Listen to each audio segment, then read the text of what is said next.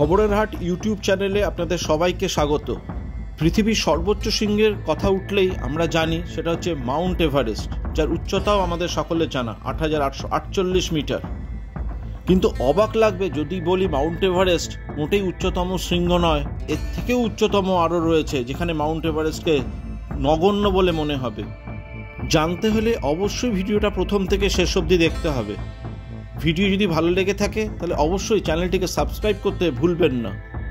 সাথে থাকুন আর সবসময় সাথে রাখুন ইউটিউব চ্যানেল খবরের হাট। এভারেস্টই সর্বোচ্চ নয়, পৃথিবীতে রয়েছে তার চেয়েও ১০০ গুণ উঁচু দুটি শৃঙ্গ। খুব অবাক লাগলেও এটা কিন্তু খুবই সত্যি। মাউন্ট এভারেস্ট নয়, তার চেয়েও উঁচু দুটি শৃঙ্গ রয়েছে এই পৃথিবীতেই। একটু নয়, এভারেস্টের চেয়েও অনেক গুণ উঁচু সেই দুটি।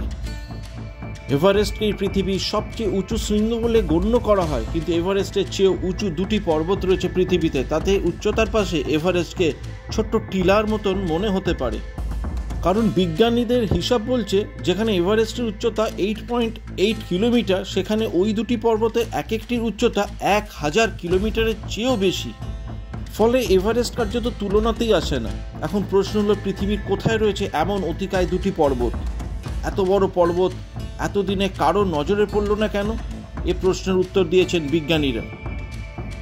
নেচার নামে বিখ্যাত জার্নালে প্রকাশিত একটি প্রবন্ধ থেকে জানা যাচ্ছে, আফ্রিকা ও প্রশান্ত মহাসাগরের তলায় রয়েছে এই পর্বত দুটি।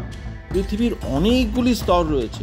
ক্রমে যতই পৃথিবীর কেন্দ্রের দিকে এগোনো যায় ততই নানা স্তর পার করতে হয়।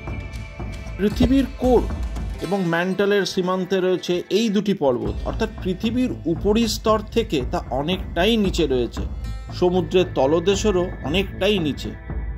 সেখানেই কোটি কোটি বছর পুরনো এই পর্বত দুটি রয়েছে। কত পুরনো এই পর্বত দুটি হবে তা বিজ্ঞানীদের কাছে পরিষ্কার নয়। তাদের ধারণা এমনও হতে পারে যে পৃথিবী জন্ম নেওয়ার পর থেকেই এই দুটি পর্বত সেখানে অবস্থান করছে।